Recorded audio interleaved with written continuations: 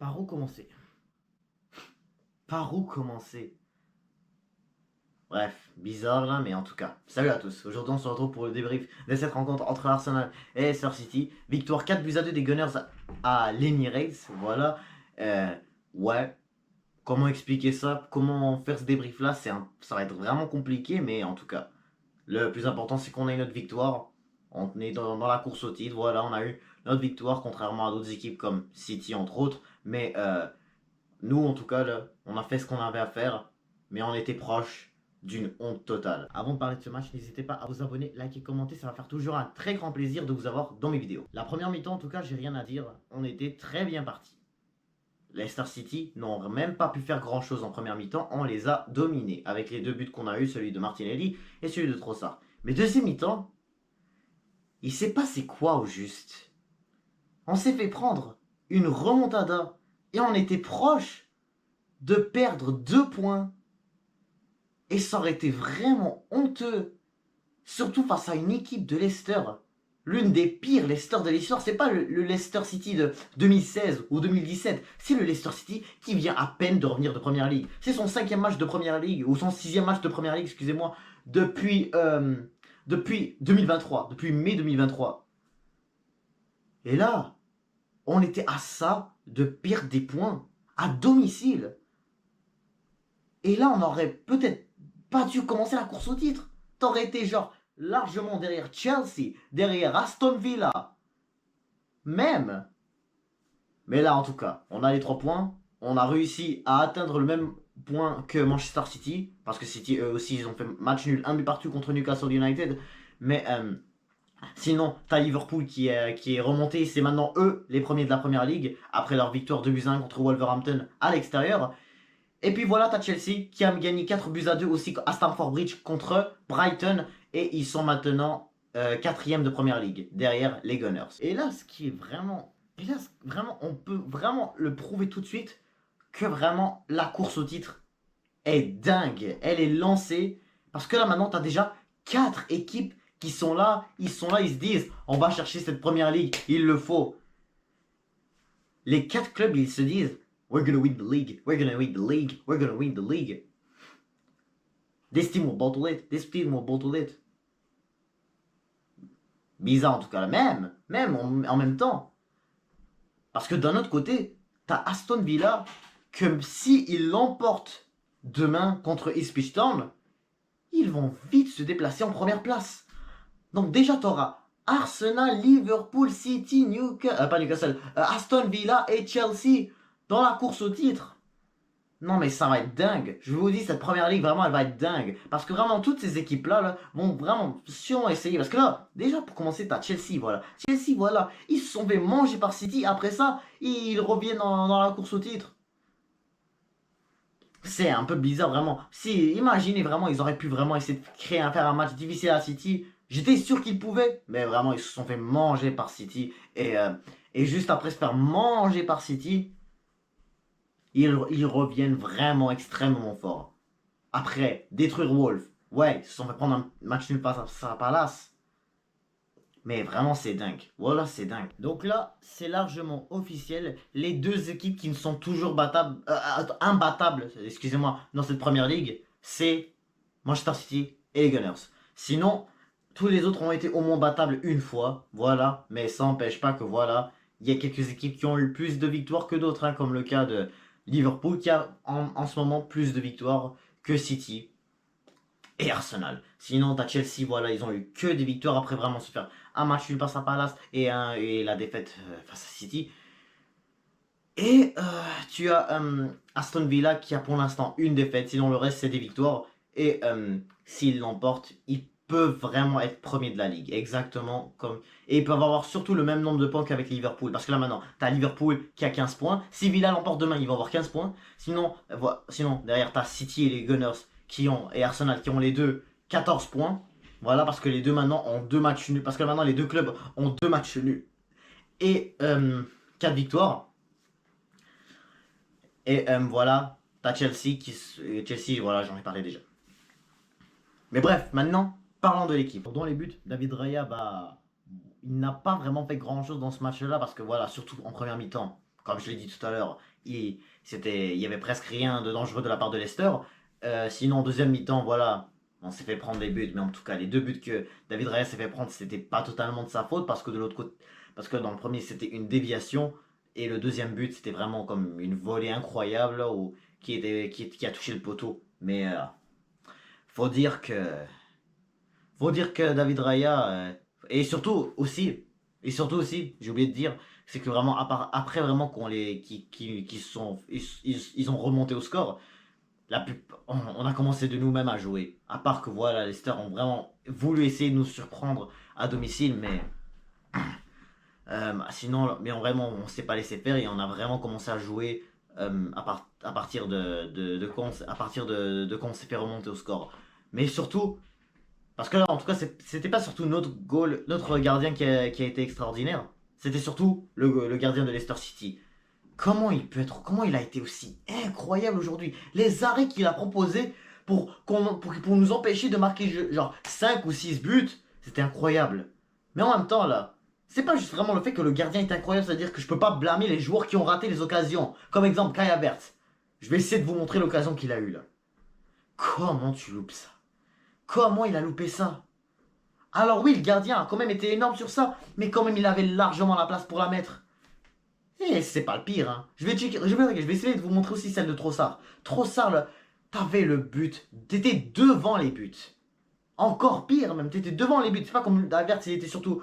Il a essayé de faire comme une retournée, contrairement à Trossard. Il avait vraiment le but devant lui et il décide de vraiment essayer de chercher la lucarne pour. Et là, le gardien a quand même été capable, le gardien de Leicester a quand même été capable de sauter la chercher. C'est quoi ça? Ouais, mais en même temps, bravo au gardien de Leicester. Hein. Il faut dire quand même qu'il a essayé vraiment de faire des arrêts incroyables. Faut dire aussi, il a fait aussi un arrêt incroyable sur une tête de Gabriel, une autre sur celle de Galafiori aussi. C'était vraiment deux arrêts incroyables pour vraiment essayer le plus possible de garder les Gunners, enfin de garder les Fox de Leicester City dans ce match-là et de surtout pas perdre contre nous. Ça aurait été vraiment un. Si je serais un supporter de Leicester City, j'aurais trouvé ça incroyable si Leicester City aurait été capable de ne pas perdre contre les Gunners. Mais ils l'ont fait et voilà, c'est arrivé. On a gagné. Vraiment, mais c'était vraiment par des cadeaux qu'on a gagné. Hein, parce que faut dire qu'en même temps, le but de Leandro Trossard qui a été dévié par NDD, si je me trompe pas, ouais, NDD, qui l'a dévié vers le but. Faut dire que vraiment, c'était un cadeau et c'était vraiment la meilleure chose qui pouvait nous arriver, honnêtement. Alors, la défense, je peux dire que c'était pas mal, la vérité. Oui, voilà. Le but de Leicester City, au final, c'était surtout, voilà, une tête qui a été déviée par Kai Havertz. Mais sinon, en tout cas, Saliba, c'était bien. Hein. Surtout, vraiment, quand il y avait des contre-attaques de la part de Leicester City, vraiment, il était capable de courir et récupérer les ballons. Ça, j'ai bien aimé ça de sa part. Ensuite, Gabriel, lui, vraiment, il se plaçait toujours bien pour essayer de mettre les têtes et essayer de nous faire mettre une tête comme il a pu faire lors des deux derniers matchs de Première Ligue. Mais voilà, mais voilà le gardien était énorme, comme je l'ai dit tout à l'heure. Mais Gabriel, en tout cas, il était pas loin de mettre une troisième tête en 3 semaines. Donc vraiment, il faut dire que ce joueur, il est chaud dans les corners. Hein. Quand on a vraiment des corners, il est vraiment capable il est vraiment capable d'essayer de mettre une tête. Il aurait pu même en mettre une autre si c'était face à City, là, mais il l'a loupé. Mais en tout cas, Gabriel reste toujours un joueur extraordinaire lors des corners. Faut dire la vérité. Alors, t'avais Calafiori de titulaire, c'était tout ce que je voulais et c'est ça, et ce qui s'est arrivé. Calafiori était titulaire, il était pas mal quand même, mais le fait que le deuxième but, par contre, c'était un tout petit peu de sa faute sur le but de Justin, le but de Leicester City. C'était un petit peu de sa faute. Parce que vraiment, qu'est-ce qu'il fabriquait je vais essayer de vous remontrer la photo là. Qu'est-ce qu'il fabriquait à laisser, à laisser Justin derrière lui là. Il n'a pas vu Justin derrière lui, il était genre derrière son dos. Même chose pour Trossard. Bah voilà, Trossard, lui, il est retourné à la défense. Mais Calafiori, qu'est-ce qu'il faisait? Comment il a même pas vu qu'il y avait Justin derrière lui? Normalement, quand tu joues au poste de latéraux, tu devais normalement essayer de le chercher pour juste pas qu'il tire, mais vraiment, tu le laisses par ici tout seul là, ça marche pas comme ça. Partey aujourd'hui, je trouvais que c'était compliqué un peu. Faut dire que lorsque Leicester City, voilà, il faisait des attaques, je remarquais que c'était beaucoup compliqué pour lui de revenir dans les attaques, surtout quand tu vois exemple des joueurs, surtout quand tu vois Partey qui s'est fait quand même beaucoup, il a couru beaucoup après Mavi Didi, si je me trompe pas de son nom. Et bien sûr parfois il revenait de l'autre côté vers je me souviens plus de l'autre ailier de Leicester City, mais Partey, c'était difficile un peu. Et faut comprendre un peu parce que voilà, lorsque les Leicester City faisait des contre-attaques, je remarquais que Thomas Partey, voilà, il n'arrivait pas beaucoup à courir. Même Rice un peu, la vérité. Rice, c'était bien quand même, hein, parce que là, faut pas aussi, faudrait aussi qu'on remarque en deuxième mi-temps là, depuis qu'ils sont revenus au score, excusez-moi, depuis qu'ils sont revenus au score, ils ont pas mal que 1000 bus. Après, vraiment, lorsque je disais, on essayait de marquer, on essayait de revenir et tout, ils ont quand même un peu mis le bus juste avant qu'on gagne ce on goal. Mais je ne peux pas, je peux pas vraiment dire que Partey ou Rice, enfin Rice, ça allait quand même. Le milieu, je trouve que j'ai pas vraiment grand chose à dire sur eux, à moins que vraiment, à moins que vraiment à moins que tu me dises, Rice, il a quand même essayé de marquer un but, il a quand même essayé, il a fait quand même un très beau dribble, et puis avant de faire le tir, et donc je peux dire que Rice offensivement, ça allait, mais défensivement, je pense que ces deux-là vont devoir un peu se remettre au travail, mais ils ont quand même, ils ont pas été trop mauvais. Mais par contre, c'est qui le joueur qu'il faut toujours avoir en remplaçant, qui a été impressionnant face à Bolton mercredi dernier? Nwaneri. Nwaneri. Il est rentré genre juste un peu après qu'on s'est fait prendre ce 2-2. Et c'est vraiment grâce à lui qu'on a pu revenir dans ce match, qu'on a pu... parce que vraiment, la plupart des attaques, c'est lui qui les faisait. Il mène vraiment le jeu. C'est comme, tant que Odegaard n'est pas là, il faut qu'il joue souvent. Il faut vraiment qu'il joue souvent parce que c'est vraiment un joueur qui... Vraiment, regardez, il a fait même une très belle frappe qui aurait pu être un but. Mais voilà, encore une fois, il a fait un super barrel, le gardien de Leicester. Mais en tout cas, Nwaneri, il faut qu'on lui donne beaucoup plus de chance. Même face au Paris Saint-Germain, je pense vraiment qu'il peut le faire. Mais en tout cas, encore une fois, hein, ça peut être trop tôt pour des gros matchs en tout cas. Mais Nwaneri, respect. Vraiment un gros respect. Et j'aimerais vraiment. Et week-end prochain face à Southampton, j'aimerais que tu joues vraiment souvent là. Parce que vraiment, si on galère encore face à Southampton, face au PSG, vraiment, c'est un joueur qu'il faut qu'on met dans le terrain. Vraiment, il ne faut pas attendre à la fin. Là. Surtout, même qu'on est genre en train de mener au score et je sais pas, l'équipe qui réduit le score comme ce qui s'est arrivé aujourd'hui. Mais Nwaneri, faut vraiment pas attendre de le faire rentrer. C'est un joueur très important. Trossard, ça allait quand même. Il a mis le premier but. Non, pas le premier, le deuxième but. Et c'est lui qui a mis le troisième. Ça a compté pour Trossard, mais ça a dévié sur NDD pour le mettre dans les buts. Et les Gunners ont mené 3-2. Trossard aussi, c'était vraiment extraordinaire. Voilà, au début, je croyais qu'il n'allait pas jouer aujourd'hui, mais finalement, le match qu'il a été exclu, en fait, qui a été considéré comme étant une expulsion, c'était face à Bolton, parce que vraiment, ça reste la fédération anglaise qui a géré ça. Mais quand tu remarques juste vraiment le fait que tu as en fait tu vois que Trossard lui quand il est vraiment en feu là, il a été titulaire aujourd'hui hein, mais il a vraiment été en feu hein. Je peux dire que vraiment faut dire que maintenant la règle qu'il faut faire c'est que vraiment là vraiment en première ligue Nwaneri si vraiment il y a des joueurs qui sont vraiment nuls c'est Nwaneri que tu rentres mais Trossard, franchement, il a bien joué. L'attaque, Saka, excellent quand même. Voilà, des fois c'était difficile aussi pour lui de lever la tête. Bah, en tout cas, la plupart des défenseurs, ils étaient tous sur Saka. Hein. Mais et pour revenir à Rice aussi, j'ai oublié de parler de Rice aussi, hein, parce que vraiment, quand je parlais de Rice et tout, là, j'ai trouvé en fait ce que je voulais dire sur Rice, c'est que vraiment, lorsqu'on vraiment on avait des corners et qu'on essayait de tirer, voilà, la plupart des défenseurs venaient vers lui. Donc vraiment, faut toujours, les défenseurs veulent toujours faire attention à ses frappes, mais pour revenir à Saka, je voyais, c'était vraiment compliqué. il arrivait pas vraiment à centrer le ballon. Ça arrivait des fois, mais comme ils n'étaient pas exceptionnels. Mais il a très bien joué. Vraiment, il a très bien joué. Et ses dribbles sont incroyables. Et il a fait vraiment des dribbles incroyables. Et vraiment, là, si vraiment il serait beaucoup plus efficace aujourd'hui, il aurait pu peut-être marquer un but aujourd'hui. Mais la défense de Leicester City aujourd'hui, il faut dire qu'ils n'ont pas du tout lâché ça quand même. Donc, on a eu les 3 points, ce qui est le plus important. Parce que sinon, heureusement qu'on a eu ces 2 buts de fin de match. Parce que Havertz aussi, j'ai oublié de parler de Havertz aussi, j'ai oublié que c'était lui aussi qui avait tiré le but aussi.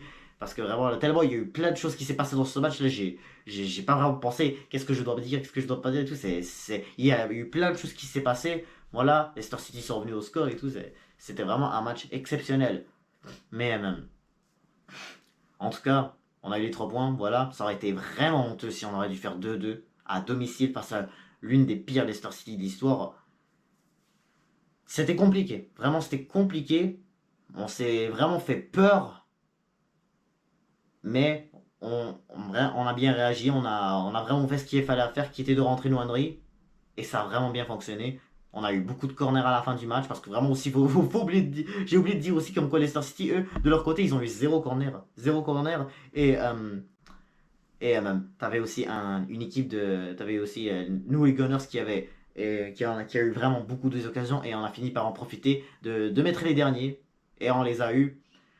Et vraiment j'espère qu'on va pouvoir continuer comme ça parce que vraiment il nous reste encore 2 matchs qu'on devrait normalement censé être capable de gagner avant d'affronter Liverpool qui sera le 27 octobre si je me trompe pas de la date. Donc voilà, c'est donc la fin de ce débrief de ce match entre Arsenal et Leicester City. Maintenant, on va revenir sur ce Bayern Munich contre le Bayer Leverkusen, qui a été vraiment un match, quand même, comment dire ça, il a été quand même incroyable, ouais. Leverkusen ont ouvert le score en première mi-temps. C'était une superbe frappe de Andrich. Mais après ça, il faut dire qu'à part ça, il n'y a pas vraiment eu. Les Leverkusen n'ont pas vraiment eu grand-chose. Le Bayern Munich les ont vraiment dominés, mais ils n'ont pas été efficaces pour marquer un deuxième but. Mais il faut dire que le but de Pavlovic était magistral, incroyable. Et après ça, c'était vraiment tendu. Parce que vraiment, du côté du Bayern Munich, ça dominait. Il y avait vraiment des bonnes occasions pour mener au score. T'avais le poteau de. Il y avait vraiment 2 poteaux de Gnabry. Oui, Gnabry qui avait mis 2 poteaux. Voilà, un à l'opposé, un au-dessus là. Non, c'était en fait Michael Olise qui avait vraiment une très bonne occasion. D'ailleurs, Michael Olise, il a été vraiment incroyable aujourd'hui. Et vraiment, Hadriki a fait un arrêt incroyable. Sinon, tu avais aussi, je crois, ça par contre, je crois que c'était Kimmich qui a essayé de faire comme un genre de volley ou de retourner pour la mettre à la fin. Voilà, c'était pas du tout bien fait. Et vraiment, le gardien n'a pas eu aucun problème de l'avoir, Hadriki.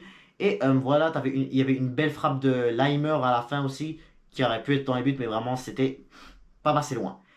Sinon, tu avais aussi une équipe de Bayer Leverkusen qui a été quand même extraordinaire défensivement, quand tu as vraiment un Hadriki qui a quand même été bien concentré aujourd'hui. Tu avais Tapsoba qui a quand même bien essayé de ne pas. Parce que vraiment, si tu avais aussi de l'autre côté, tu avais aussi Hincapié qui a quand même essayé de ne pas lâcher Olysée. Palacios aussi, quand il est rentré, il a fait une bonne entrée. Adli aussi, il a fait une très belle passe à à Grimaldo, excusez-moi. Mais voilà, il a tombé en faisant semblant que même Kim Min-jae l'avait touché. Je crois que c'était Kim Min-jae, mais en tout cas, il n'y avait pas faute sur cette action.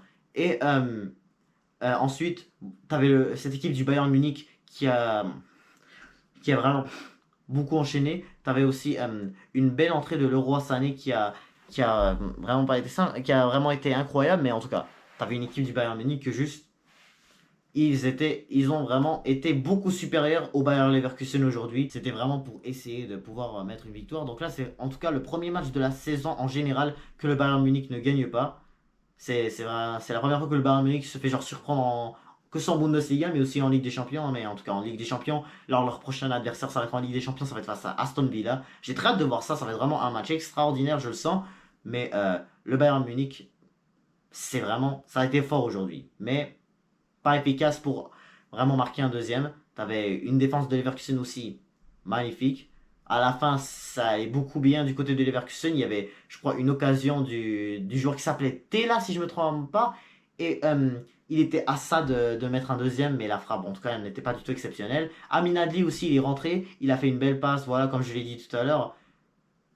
Mais c'était un match juste difficile. Donc vraiment, les hommes de compagnie n'ont vraiment pas été chanceux aujourd'hui. Et les hommes de Xabi Alonso, vraiment, peuvent vraiment être fiers d'avoir tenu ce match pendant ce gros choc de Bundesliga. Donc voilà, c'est donc la fin de ce débrief entre Arsenal et Leicester. Je vous ai fait aussi un petit débrief de ce Bayern Munich Bayer Leverkusen.